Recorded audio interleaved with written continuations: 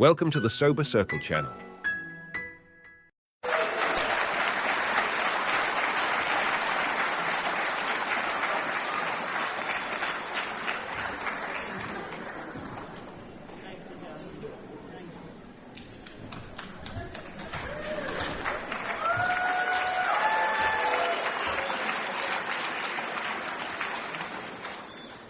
My name's Mary and I'm an alcoholic. And I'm grateful to be here and grateful to be sober. My dry date is the 10th of August 1984. My group is the Markham Village group. I changed. The Third Tradition group in Markham, Ontario. I have a sponsor. She has a sponsor and I sponsor. And I am so delighted to be here and so grateful to be a member of Alcoholics Anonymous. That has taken me from the depths. I mean, we are the luckiest people in the world. We are the luckiest people in the world. You probably heard I'm not from Canada. I found Canada the way Columbus discovered America. I was looking for something else. But I am so grateful to Canada because that's where I found sobriety. You know, I'm really glad they had that state countdown because I was thinking, Kingsport, it's not a big place. Half of them must be alcoholic.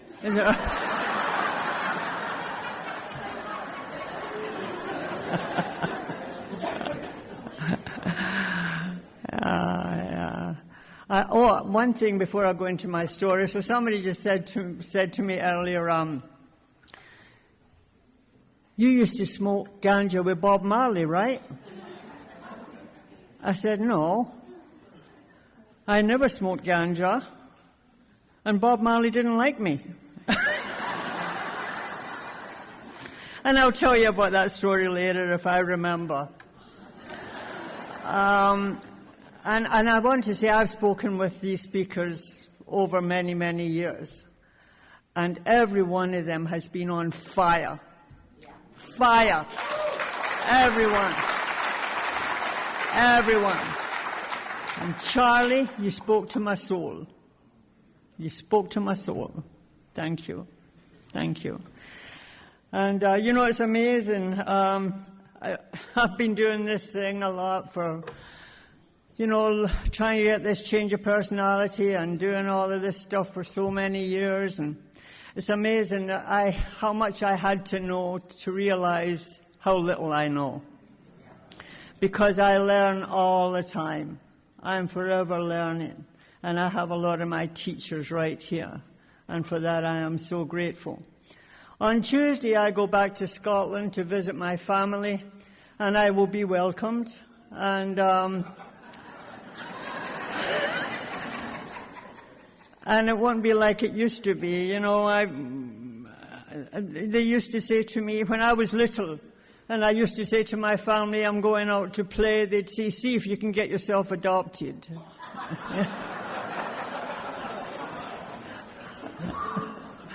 You know, I caused a lot of havoc, but because of the steps, and I'm able to go back and see my old aunt, my last remaining aunt, the one that came and took me off the street in 1980. I'm able to go and see my brother. I'm able to go and see my cousins and just walk on the old sod that my ancestors have been walking on for hundreds of years. And I think that Scotland sent a lot of alcoholics to Tennessee.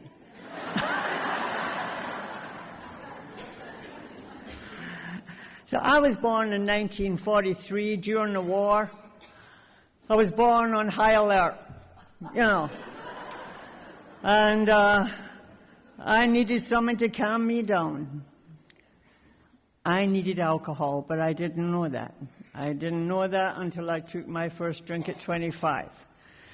But, you know, growing up and trying to live in a place in a world that I never felt I belonged in. If there is a predisposition to the illness of alcoholism, this is how it manifested for me. All my life I felt different. All my life I felt less than. All my life I felt as if I was on the outside looking in.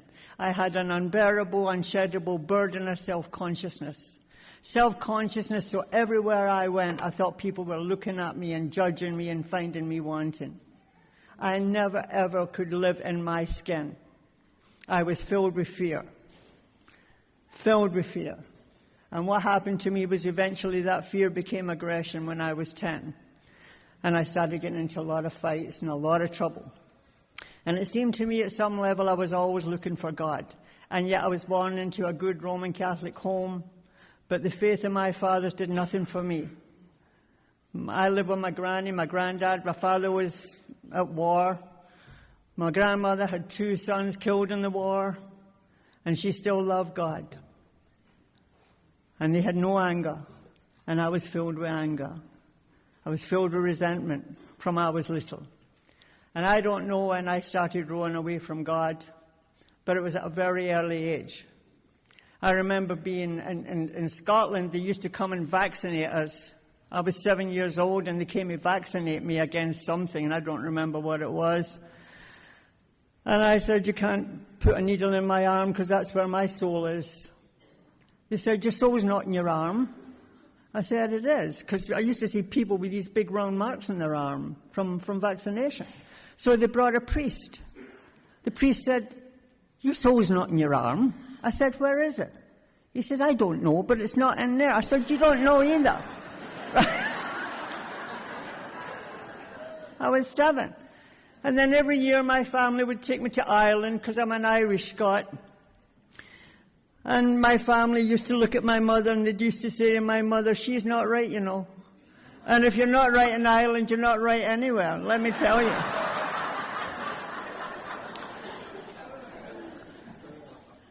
And every year my family would take me, and they would take me to this beautiful old cathedral. Bob's been there, he's seen it. They have this martyred saint's head in a case on the altar. Just his head.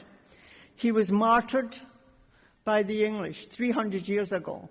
His head's still in there. It's all black and burnt, and he's still got teeth. That used to fascinate me, because teeth are a rare commodity in my country, you know. And here's this 300-year-old guy with teeth, you know. And my family used to say to me, I want you to sit here and study Blessed Martin. Or Blessed Oliver Plunkett, because he really loved God. And I'm sitting looking at this blackened head, and I'm thinking, if he really loved God and that's what happened to him, I want something more than that. Thank you very much.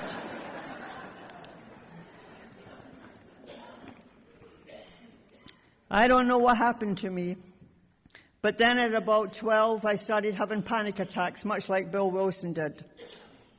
I started having panic attacks. I started having this fear of eternity. I started thinking too much, and it was not a good place to be. And the only way I could get out of that was to be crazy. And I behaved crazy. I went absolutely crazy. And broke my mother's heart, got into a lot of trouble. And at 15, I was being educated by nuns, and one of the nuns hit me with a ruler, and I figured if she could give it, she could take it. And they don't laugh at that anywhere else, but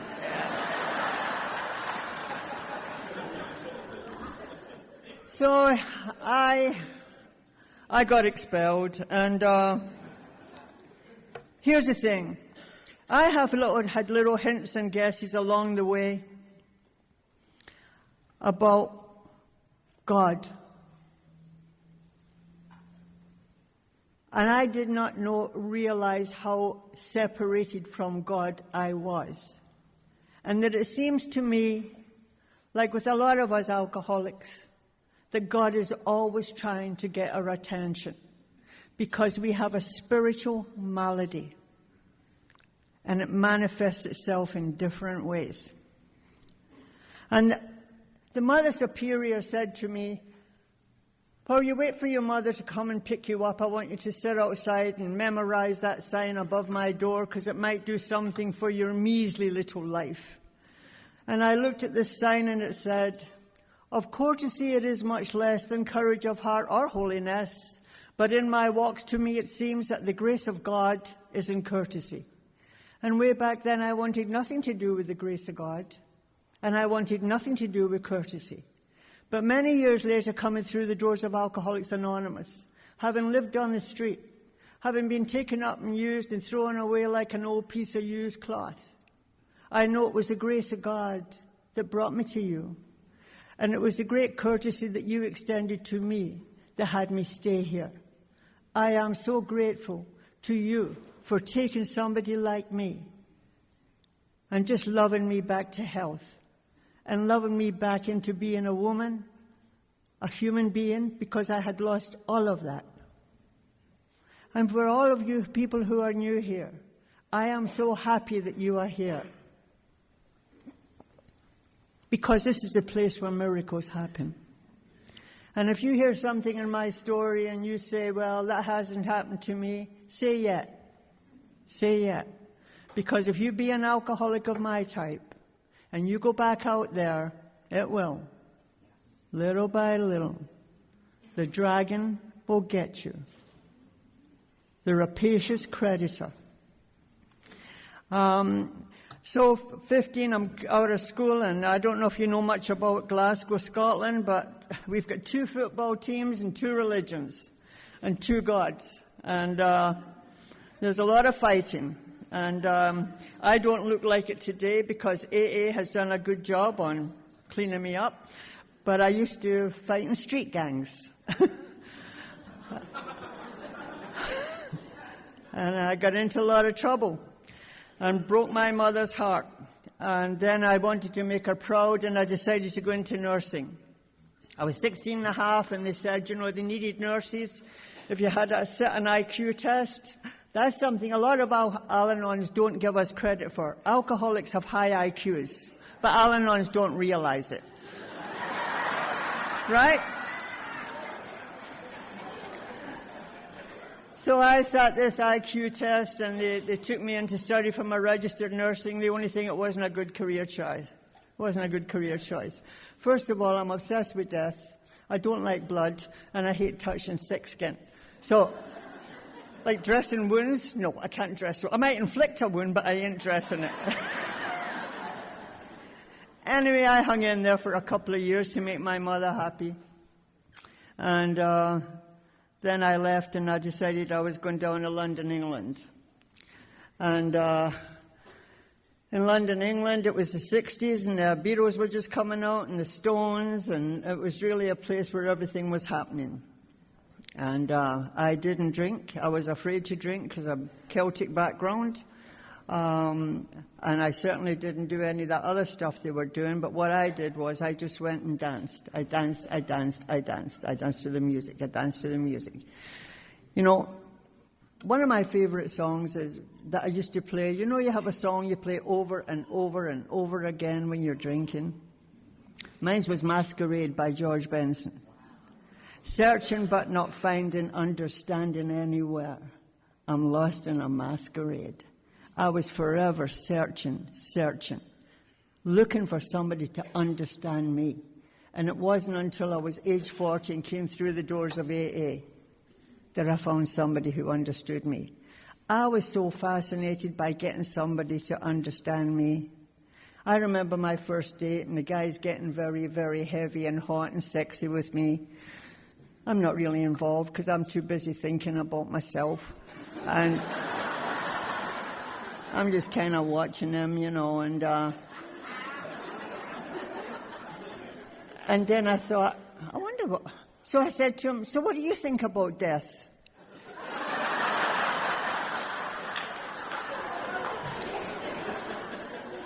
He said, I think you should go home now.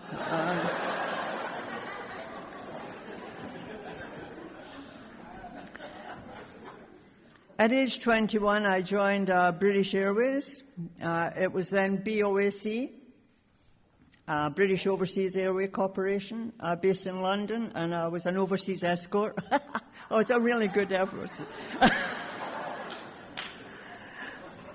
don't know what that meant was that if there was, you know, people came to London for surgery and they needed someone to travel back with them, I'd travel back with them, or I'd go collect them and bring them, or that was a job I did, and I loved it. And I traveled all over the world. The only thing is, again, because you've got this neurosis that Bill Wilson talks about so well, if you read his writings.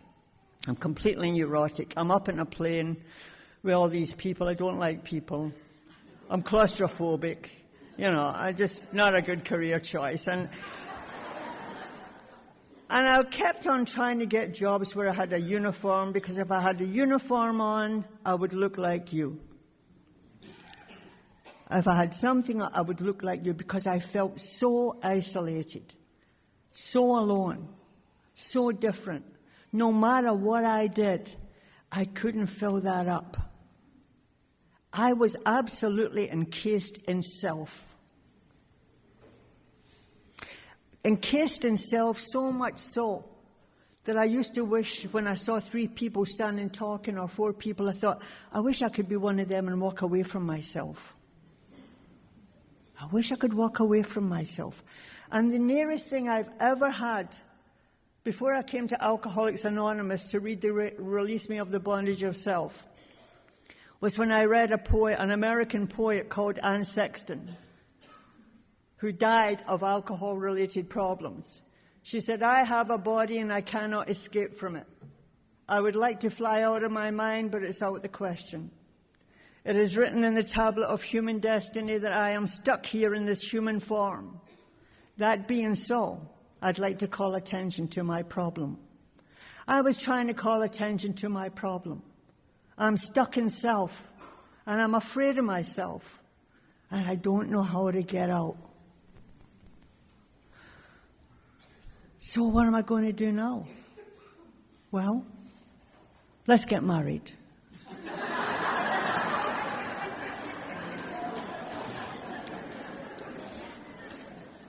I have been married with alarming regularity. I love getting married. I just don't have any follow-through. What happens to me is I fall in love, and him and I are like Velcro. And we get married, and after about 3 weeks, I can hear him breathing 3 doors down. Did he always breathe like that? The problem is me. But anyway, I married this beautiful man that at that time was in Jamaica, rather in London. And he was a very cultured man. He was a lovely man. He married a figment of my imagination. And he took me to live in Kingston, Jamaica. And in Kingston, Jamaica, I had everything. I loved Jamaica. I loved it. It's so beautiful. And I loved the people. Because, you see, that's me. You see, I keep changing people, places, and things. I don't know there's a solution for me in alcohol from the madness that I'm going through.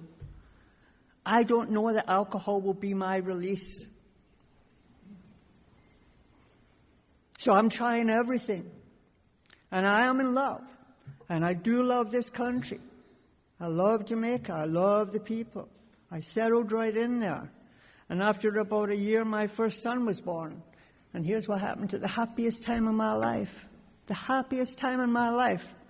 I'm looking at this little boy. He's just been born, and we're home, and we're in this room, and it's got louvered blinds, and outside is the heliconia and the birds of paradise and the beautiful garden and the beautiful birds. And all of a sudden, I know I'm going to lose my mind. I've been walking around the world for 25 years trying to fit in. And now I've had this child, and I'm going to lose my mind. And I start screaming. And they bring a doctor. And the doctor wants to give me an injection. And I had a friend, Kirsten. She lives in Georgia now.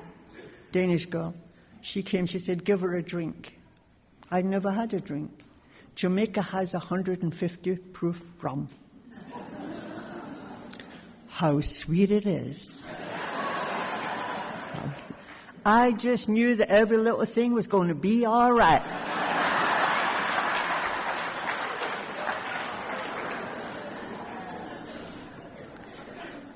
And I started drinking, and I didn't drink copious amounts. I just drank every day. Because you see, I had found my magical elixir. That's what alcohol did for me. I didn't drink to get high. I was born high. I just needed a little bit of shush. Just a little bit of shush from my crazy mind. You see, I am one of those that Bill talks about in the big book when it says there are those too who suffer from grave mental and emotional disorders, but many of them do recover if they have the capacity to be honest. I am one of those. And some of you might be too.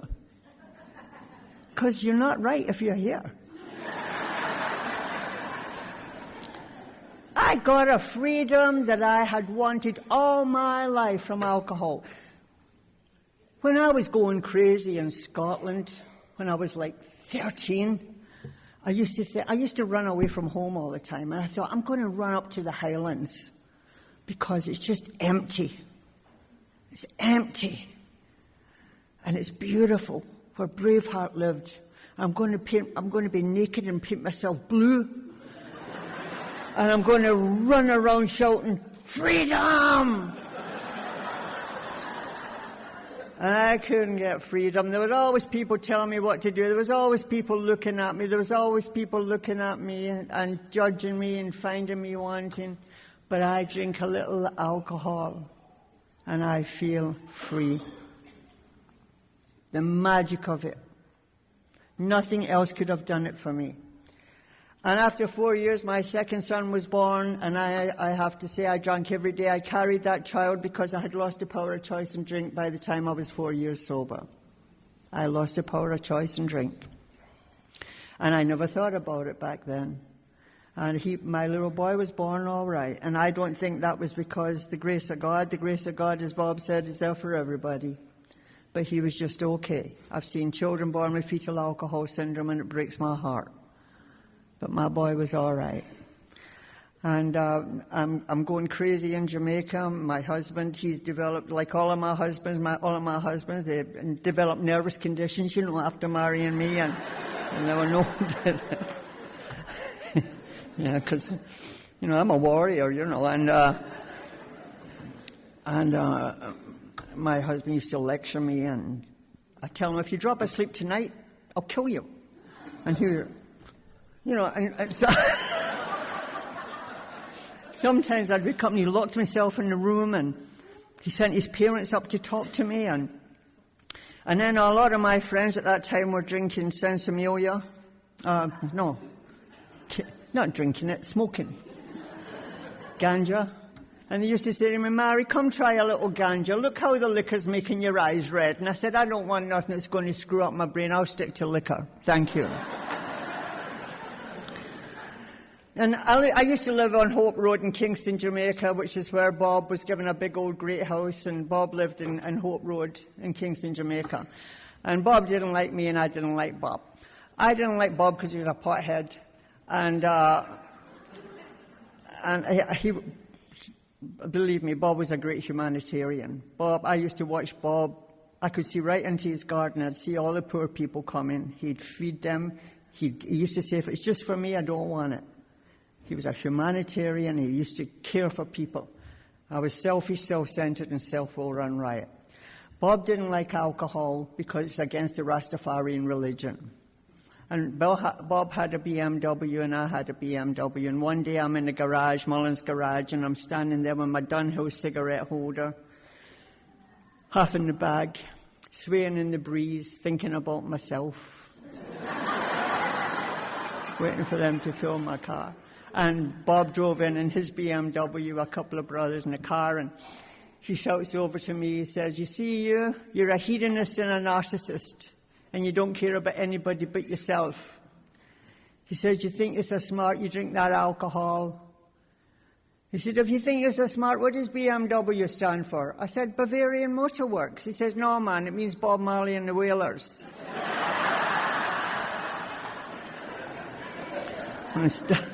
I never can. A lot of times I don't tell that story, and people will say, I brought my sponsor here to hear you tell that story. I think, what about my suffering? What about in the end, I was with Bob. Bob used to say, you're running and you're running and you're running away, but you can't run away from yourself. That's what I used to do. I kept running away from myself. And things were getting very hot for me in Jamaica. I was causing a lot of problems. I was getting barred from the country clubs. And I decided I was going to leave the island. And I divorced my husband. And he didn't want me to take the children. And I said, if you don't let me take my children, I will write something in the newspaper about you. I was a horrible person, horrible. My children were 3 and 7. And I took them to Scotland, and my family told me about my drinking. And a man I had known for many years said, let's get married. I'm a Canadian citizen. I said, okay, great, let's go. Because it's getting too hot here. They're telling me about my drinking. And drink Canada dry. Here I come. And we go to Canada, and we end up in Alberta, Canada, which is freezing. It's the prairies. We landed, it was minus 40. I realized I had made one of my many mistakes in judgment.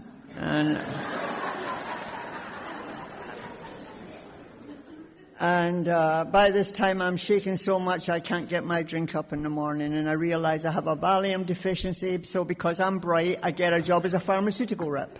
And I don't know how I got through that, but I did. And they gave me a car. My territory was southern Alberta, Saskatchewan, and British Columbia, which is massive territory.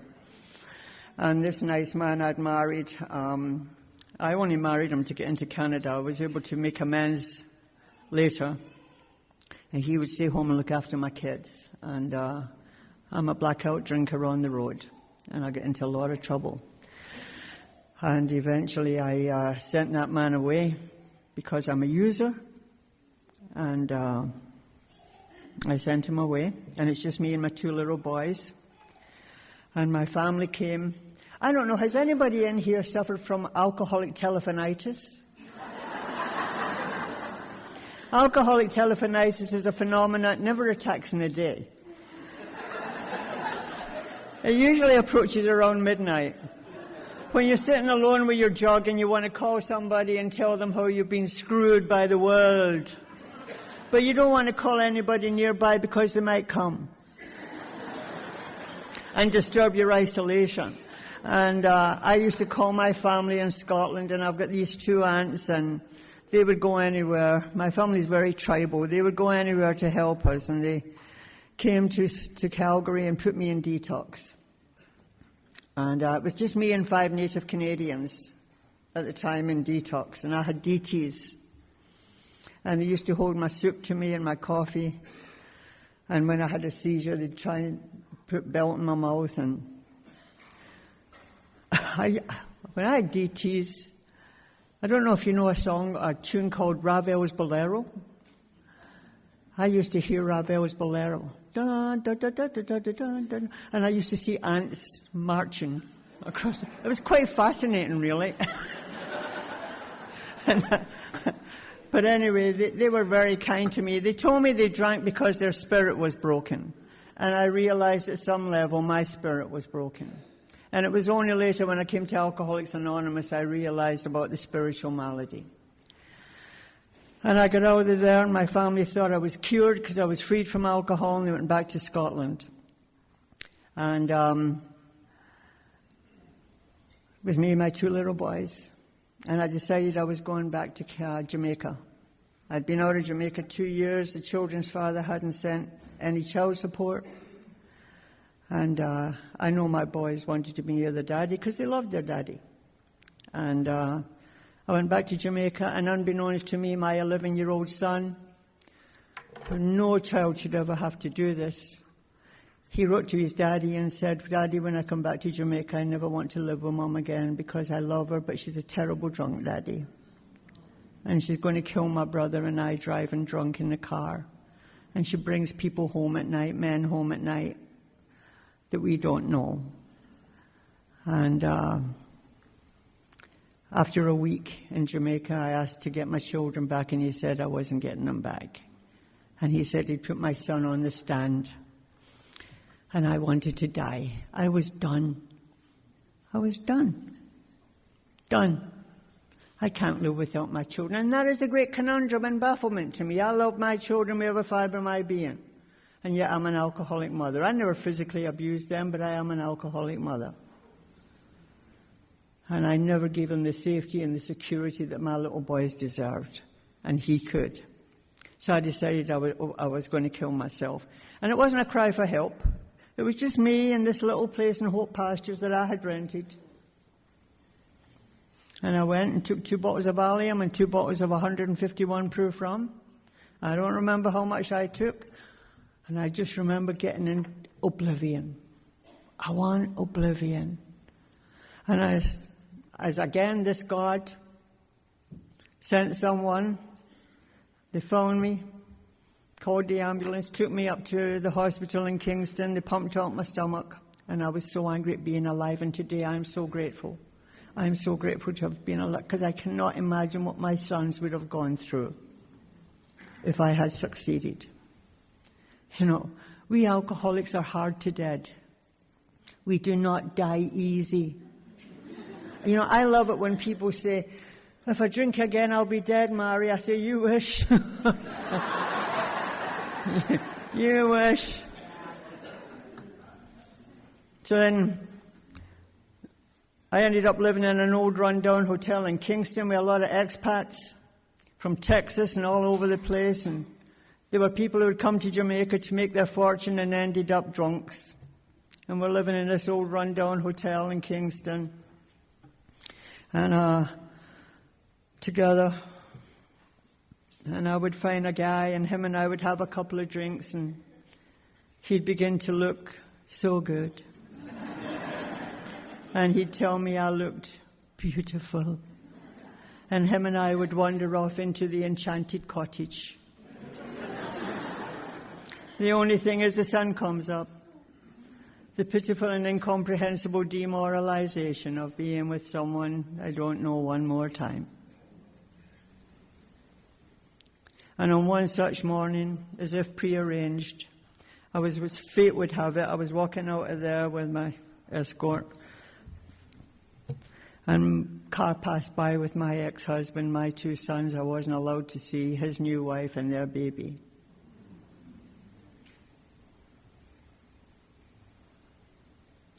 The word shame doesn't do it justice. A desire for death. What's happened to my life?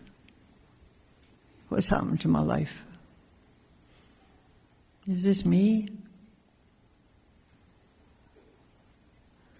And he came a couple of hours later and brought all the 2 years child support in cash and threw it at me and told me if I don't get off the island, he'll kill me. And I didn't know where to go. I couldn't go home. I'd lost my children. Nobody knew where I was. I was too ashamed, so I decided to go to Miami and drink myself to death. I didn't know anybody in Miami, and I went there. I got a little place in Hialeah, a little apartment, and I drink and pass out. I wanted to just drink myself to death. I didn't want to throw myself off a building because I might hurt myself. Do you know what I mean? No. I mean I know that's alcoholic reasoning, but you know we want to die peacefully. I want to die, you know, with a little drinky poo, and what would happen is I'd drink, pass out, I'd leave the door open, and they'd come in and steal my furniture and steal my clothes, steal my jewelry, steal me. And in the end, I had no money left, and I got thrown out of the apartment. I just went one day, and the door was locked. I had everything in there, my passport, my passports. It's another story. And I didn't know what to do. And I ended up at the bottom of Lincoln Road on Miami Beach. And my life down there was like going through a sewer in a glass-bottom boat. And that's all fifth step stuff, though, isn't it? It is amazing what we can come back from. It is amazing what this program does. This program raises us from the gutter. And again, to me, another God thing. There was an old woman called Joyce McNeil, an old English woman that used to live in Jamaica, and she now lived in Fort Lauderdale. And she came to visit her friend in Miami Beach, and she saw me. And she knew my family because they used to come to Jamaica. She said, "Your family's looking for you. Your father's died. Come, I'm going to help you." And she called my family, and my aunts came again and wept when they saw me. My feet, I don't know if anybody feet swell in here when they were drinking. My feet were so swollen I could only get on these plastic flip-flops that I had tied to my feet. And because of the dirt and the sweat, they had to be dug out the soles of my feet. That's where alcohol took me. Every year I go back to Scotland, they say, "How's your feet?" And they wept. But they came and got me and took me back to the apartment, got my passport. And I didn't want to go back to Scotland. I couldn't face my mother because my father had died. My father, who was such a brave man, my father fought in the war. He was in Dunkirk. A great man, a brave man. And I killed him. My mother said he got up at 3 o'clock one morning and said, "I don't know where my lassie is. I don't know where my grandchildren are. I'm going for a walk." And he dropped dead in the street. At the same time I was living in the street, and I didn't know. And I couldn't go and face my mother and my beloved brother.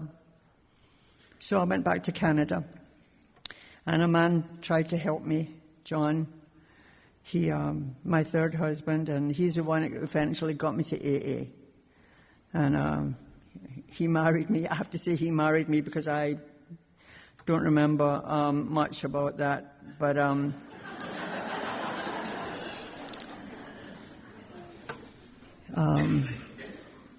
unfortunately, I tried to kill him. And he took me to a psychiatrist, and the psychiatrist started putting me in. I was treated as a manic depressive for 4 years on lithium. And I was what they call a retread in the mental health system. And I'd go in there, and they'd give me all this medication. I'd come out, and I wouldn't drink because I was so filled with medication. Then I'd drink, then I'd get into trouble, then I'd be back in again.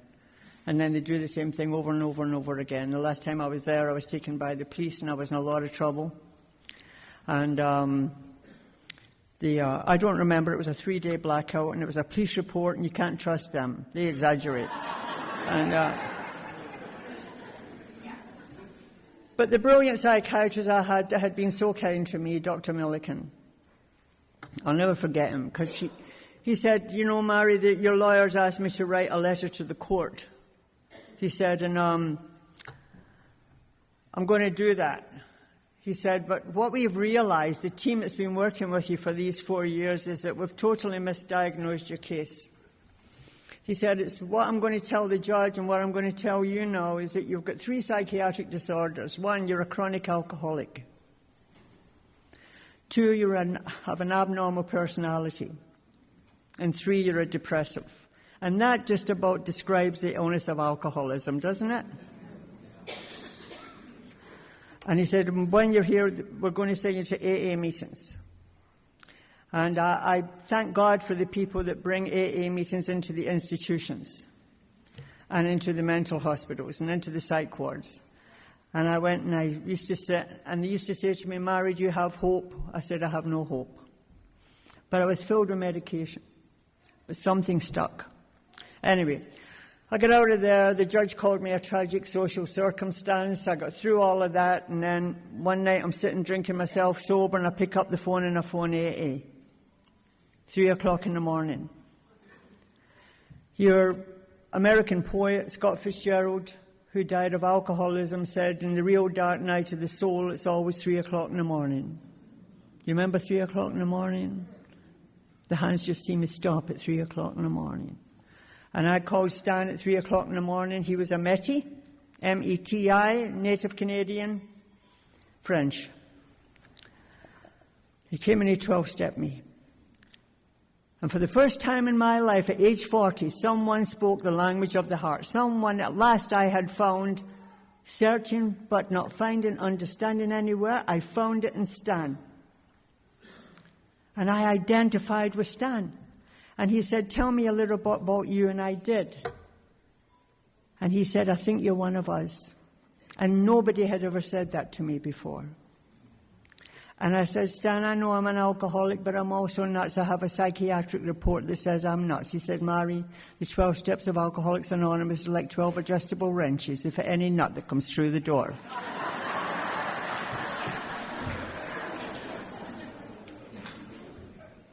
And I had one slip. My dry date is the 10th of August, 1984. On the 9th of August, 1984, a little gal spent the night with me. And she said the next day, I'm going to leave you now because my sponsor says you're a loser. And I only stick with winners in Alcoholics Anonymous. But before I go, I'm going to ask you to kneel down and say the 3rd step prayer that Charlie did so beautifully for us. And I said, I kneel for nothing. And something said, think of your children's eyes. Bill Wilson said it is by repeated humiliations that we become humble. I needed repeated humiliations to get down on my knees that day. And I repeated the 3rd step prayer after her. To a God I did not believe in. And I had a vision. And what that vision was, the previous Christmas, I'd just got out of the psych ward one more time and called Jamaica and said, can I see my children for Christmas? He said, if you can, I'll check up on you every day in the hotel to make sure you're not drinking. I'll have someone bring the boys to the airport. He put my sons on the phone and they said, Mommy, we can't wait to see you. What do you want for Christmas? Mommy, you had a nervous breakdown again. I'm okay. I'm coming. I was on medication. And I got on the plane in Edmonton, Alberta, changed planes in Toronto to get a flight to Kingston, bought a bottle of vodka, and drank it on the flight. When I got off the airport in Kingston, Jamaica, my son said, hi, Mommy, and I dropped down drunk at their feet. And the person who brought them said, you won't be seeing your mother this trip. And I remember lying on the ground, looking at my children being led away, looking over their shoulder at me with the eyes of the child of the alcoholic. The broken promises and broken dreams, one more time. And that's the vision I had on the 10th of August, 1984. And from that moment to this, I've had no desire for a drink. None. By the grace of God.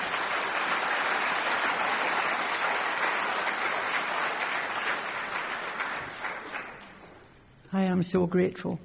I am so grateful. Perhaps the depth of my gratitude is the depth I'm coming from, but I just know this. I thank God. I don't know if I'm right here, but I often think about it. I was born in 43. AA was born in 35. It could only have started in the US of A, I think, because it would not have been allowed in the UK at that period to have a God of your own understanding. Isn't that phenomenal? That Bill and Bob, a stockbroker and a proctologist, God has a sense of humor. He knew who was dealing with his proctologist. I'm always in awe of it. And I thank God I got the opportunity because loving people came and spent the time with me. I didn't know how to pray. I didn't know what to do. And my friend said, my sponsor Carol at the time said, Mary, get up in the morning, get down on your knees and say, whoever's keeping Carol sober, keep me sober. And then get down on your knees at night and thank God who's keeping Carol sober for keeping you sober. And I did that. And I heard about it. They told me, 90 meetings in 90 days. If you don't like what you hear, we'll gladly refund you your misery. Take the cotton batting out your ears and stuff it in your mouth. You can't talk for a year because you don't know nothing. You are impulsive, compulsive, and repulsive. And you need rehabilitation. Right? These are the sweet things that were told me. And I came in and I followed instructions. I would go to 2-3 meetings a day, and I was just so happy. I just loved it. And I tell this story all the time, but it's just so important to me. You know, one day, the messenger comes in various shapes and sizes, and one day I heard this old woman from the Northwest Territory speaking, and she was the most spiritual woman I'd ever heard. But she was saying things like, as a drunken woman, I never went to bed with an ugly man, but I sure woke up with a few. She said, but I don't do it anymore because I am a lady in Alcoholics Anonymous. And I went up to her and said, Helen, who is this God you have? I'm looking for a God. And she said, Mary, my God's called Harold. I said, Harold? She said, you know that prayer, Our Father who art in heaven, hallowed be thy name.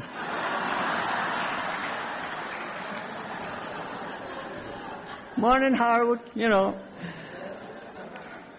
Today, as it promised in the book, the consciousness of the presence of God has become the greatest fact of my life today. I got right into AA, and I did a 5th step and 4th step very quickly because I hated myself, because I knew I could not stay conscious. I have to stay conscious. I couldn't stay conscious because of all the things I'd done.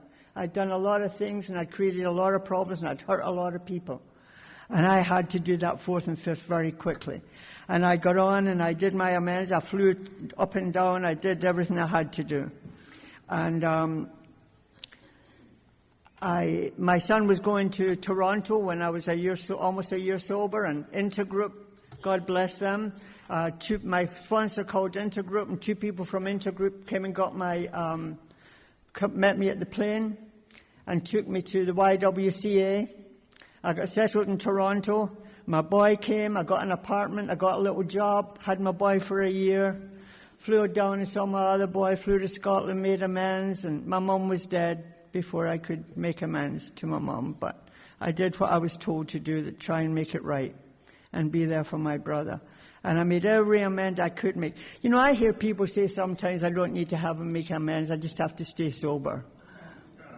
That's a living amends. No, I'll tell you what a living amends is. It's after you've made your amends, you just keep sober. That's a living amends. You keep living sober.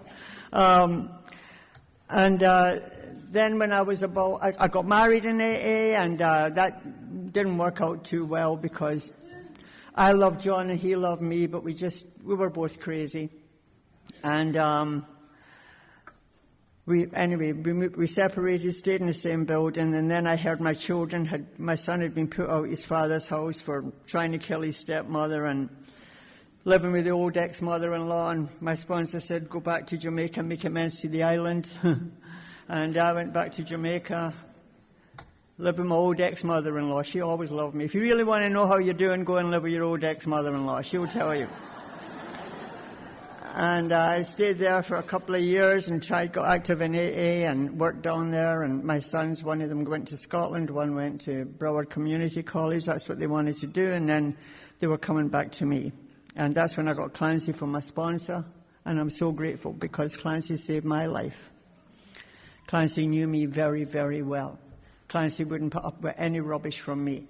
You know, I used to try and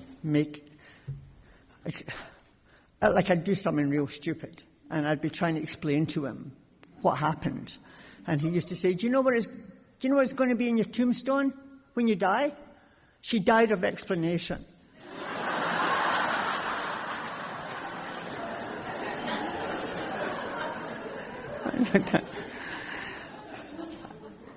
And then I came back, and for 2 years, after 13 years, me and my 2 sons are living together. And it's so beautiful. It was so beautiful. And what a joy. And my husband I'd married, him and I had a legal separation, and we were in the same building, and one day I couldn't get him on the phone. I thought something was wrong. I said to my son, come upstairs. I had a key for the door. I tried the key in the door, and the door was bolted on the inside. And my neighbour and my son kicked down the door. And John was lying on the ground. He'd been lying there for 2 nights and 3 days. He'd had a massive stroke. And he couldn't speak, and he couldn't understand the spoken word. And he was in hospital for a year and a half. And they asked me if I'd take him home. That is a living amends. I was never there for my mum and dad. So I took John home, even though we were legally separated.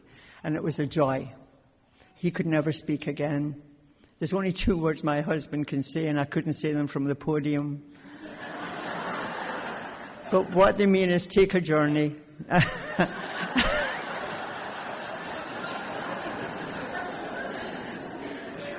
It was the most precious form of loving I've ever known, because John was childlike, and I thank God that I was able to do that. And when just before John died, I read him how it works and held his body till he grew cold, and God had me do something of value for another human being, and I'm so grateful for that opportunity.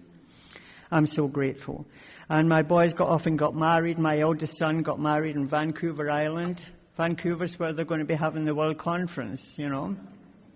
And he said, Mommy, would you come? Daddy's coming up from Jamaica, and you and my daddy will walk me down the aisle. And I thought, I've made amends to my first husband. I don't know if I like him. You know, how much?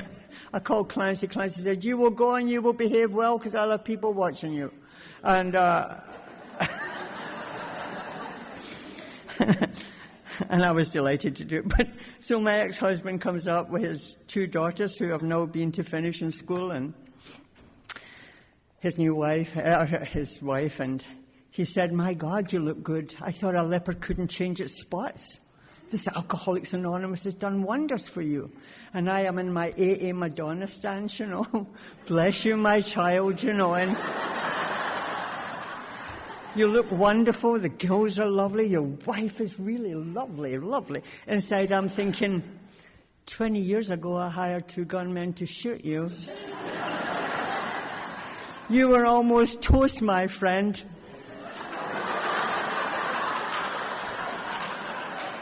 I'm so glad I was drunk, too drunk to do it. Thank you, God. My youngest son got married in full Scottish dress in a Ukrainian Orthodox church and danced with me to a tune called Mama, and gave me 5 grandchildren. So I'll finish here with this. My life is beyond my wildest dreams. I have a life beyond anything I ever deserve. I have a life today where I can walk on the sunny side of the street, lift up my head, and look people in the eye. I want to be kind and loving towards all. I do try. I want to be a producer of harmony rather than confusion, because I used to have an amazing ability to make benign, well-adjusted people behave like morons. And now I try and walk and create a little peace in the world. But you know, when Bob was talking about that rage thing that he had, I'll just share this with you. When I was 27 years sober, after John had died and everything, and I had to go back to work, and I was working for this woman who was there to test my serenity level. And I used to go in there, and she would throw files at me. And I used to say to her, you shouldn't do that. You'll just upset yourself, because I needed the money. And I'm thinking, I'd like to put my arms, my 2 fingers around your neck and just go, you know. But that's not what I do. Clancy used to say, behave better than you feel. And I would behave better than I felt. And anyway, I don't know, one day, it must have been a bad spiritual hair day, I don't know. But I walked in there, and as I walked in the door, she threw a file at me. And it was just her and I in the office, and I went and closed the door, and I said, God, I'll see you when I come out. And I lost it. I had that rage that is like dynamite going, you know that blind rage where you just erupt? Horrendous rage. And I took her inventory from when she was born.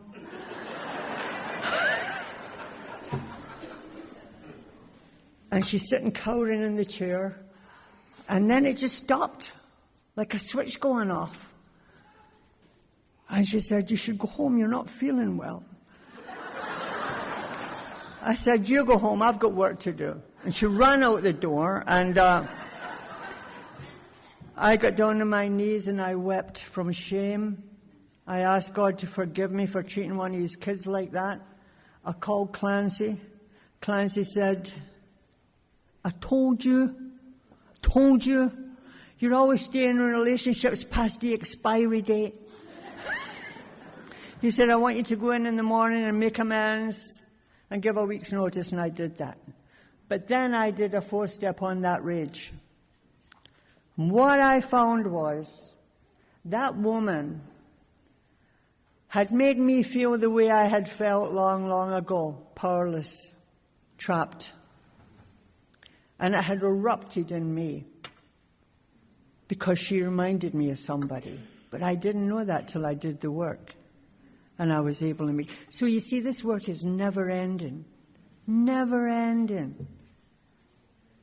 I'm going through the steps again with my sponsees in Canada, and I learn something every time. Because the personality change required for the recovery from alcoholism is a change of personality. We get it sometimes quickly, sometimes slowly. But I truly believe we differ and grow every 5 years. I think we change and grow, change and grow. So I am so grateful. Bill Wilson said once that Alcoholics Anonymous is not a success story. Rather, it is a chronicle of our colossal human failure, turned to usefulness by the divine alchemy of a loving God. Again, I'd like to thank Tracy so much for being a great hostess. Somebody picked me up a couple of months ago, and I got in their car. They were my hostess, and they said, let's get you to the conference. Are you ready? I said, I'm ready. They said, hold on, honey.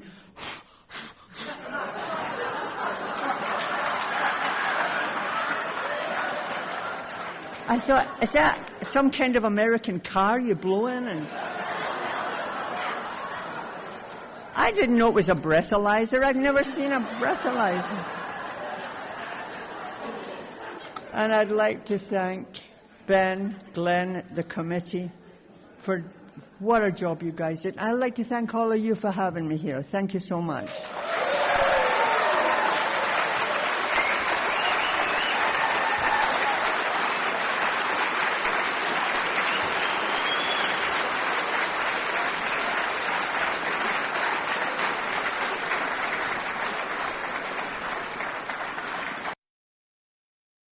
Thanks for listening.